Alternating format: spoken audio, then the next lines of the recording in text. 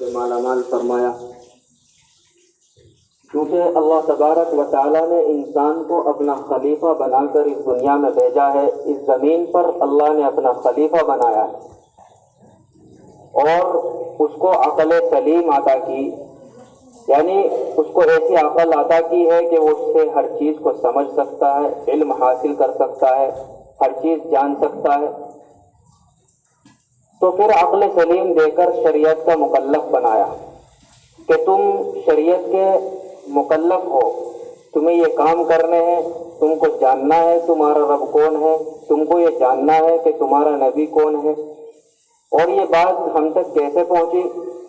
تو حضرت آدم علیہ السلام سے لے کر یعنی روز اول سے ہی اللہ تبارک و تعالیٰ نے انبیاء اکرام کا سلسلہ جاری کیا کہ جن کے ذریعے سے ہر زمانے میں اللہ تبارک و تعالیٰ نے انسانوں کو یہ بات بتائی کہ تمہارا کوئی رب ہے جو تمہاری ہر چیز پر نظر رکھتا ہے۔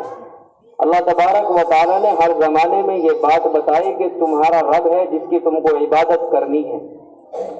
اور یہ سلسلہ آخری نبی خاتم النبیین صلی اللہ علیہ وسلم جو ہمارے نبی ہیں، جن کے ہم امتی ہیں، ان پر یہ سلسلہ ختم ہو گیا ہے اور مہر لگا دی گئی۔ اور اللہ کے نبی نے ارشاد فرمایا، لا نبی بعدی، کہ میرے بعد کوئی نبی نہیں، میرے بعد اگر کوئی نبی کا دعویٰ کرتا ہے تو وہ جھوٹا ہے، مکار ہے۔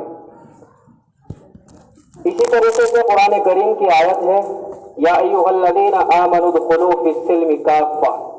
اب جب تم کو اللہ تبارک و تعالیٰ نے یہ بات بتا دی کہ محمد صلی اللہ علیہ وسلم آخری نبی ہیں، یہ شریعت آخری شریعت ہے، یہ کلام پاک آخری کلام ہے، تو اب تمہارا کیا کام ہے؟ تو اللہ تبارک و تعالیٰ ارشاد فرماتے ہیں، یا ایھا الذین آمنوا ادخلوا فی السلم کافہ، کہ اے ایمان والو تم اسلام کے اندر پورے داخل ہو جاؤ، مکمل طور پر داخل ہو جاؤ۔ جب تم نے اشہد ان لا الہ الا اللہ کہہ کر، لا الہ الا اللہ کہہ کر اسلام کے خوبصورت محل میں قدم رکھ دیا ہے، تو اب تمہارے لیے ضروری ہے کہ تم اس کے اندر پورے داخل ہو جاؤ اور اس کو تمام تر خوبیوں کے ساتھ اور اسلام کے تمام تر ضابطوں کے ساتھ اس کو اپنا لو۔ کیا مطلب؟ یعنی اللہ نے جو قوانین بنائے، جو حدیں بنائی ہیں، ان کو اپنانا ہوگا، اس کے بغیر کوئی چارہ نہیں ہے۔ کیوں؟ کیونکہ اللہ تبارک و تعالیٰ نے یہ بتا دیا ہے، وَمَن يَبْتَغِ غَيْرَ الْإِسْلَامِ دِينًا فَلَن يُقْبَلَ مِنْهُ، کہ اسلام کے علاوہ کوئی دین قابل قبول نہیں ہے۔ اسلام کے علاوہ اگر کوئی دوسرا دین اپناتا ہے تو اللہ کے یہاں قابل قبول نہیں، اللہ کی بارگاہ میں قابل قبول نہیں ہے۔ تو گویا اللہ تبارک و تعالیٰ نے اس دین کو کامل دین بتایا ہے، اس دین کو سند قبولیت سے نوازا ہے، یعنی ہماری بارگاہ میں اگر کوئی دین قابل قبول ہے تو وہ دین اسلام ہے۔ تو جب ہم تک یہ پیغام پہنچ گیا تو ہمارا یہ فریضہ بنتا ہے کہ ہم اسلام کے اندر مکمل طور پر داخل ہو جائے، کیونکہ اسی میں ہماری کامیابی ہے، اسی میں ہماری نجات ہے۔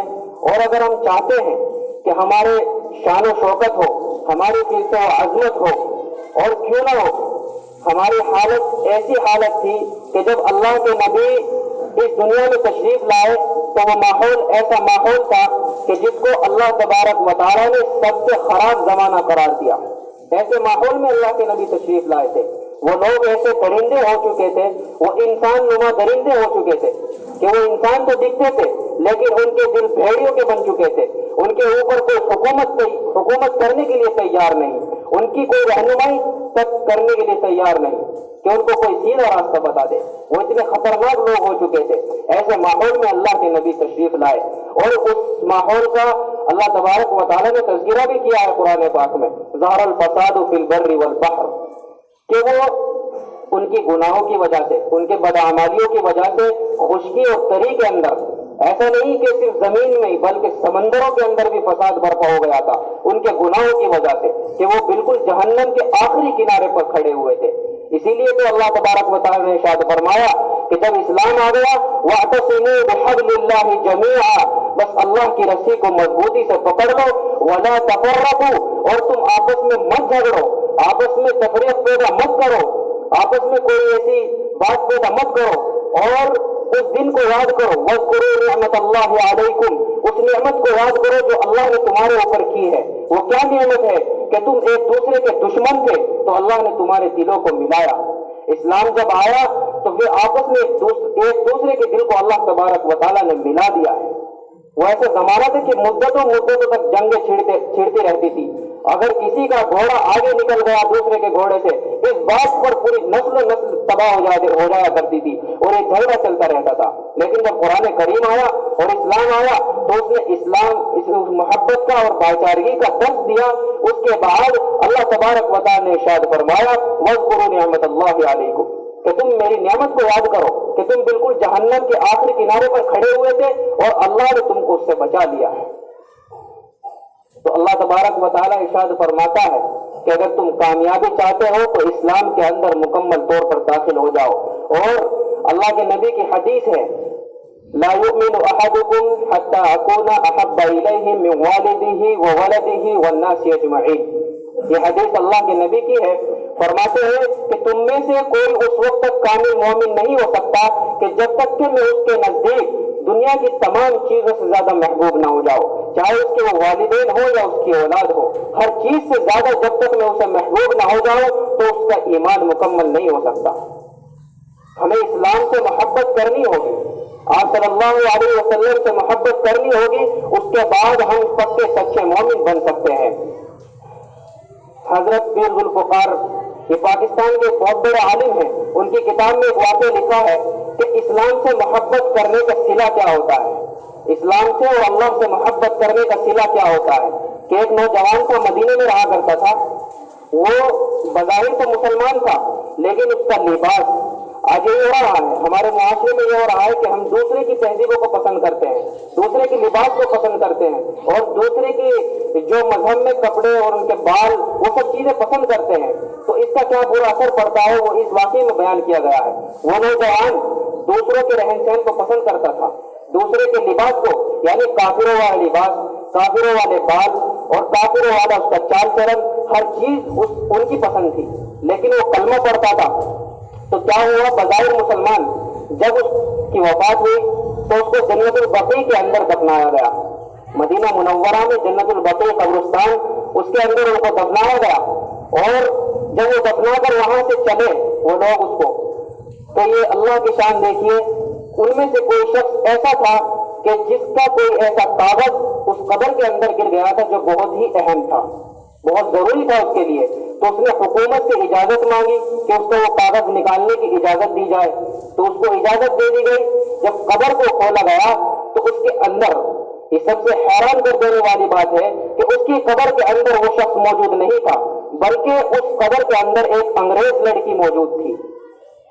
وہ بڑے حیران ہوئے کیا ماجرا ہے، اس کی تصویریں لی گئی، یہ خبر پوری دنیا میں پھیل گئی۔ اس کے بعد جب وہ تصویریں پہنچی یورپ کے کسی ملک کے اندر تو وہ جس کی لڑکی تھی اسے یہ بتایا کہ یہ تو میری بیٹی کی تصویر ہے، اور یہ بات وہاں تک پہنچی۔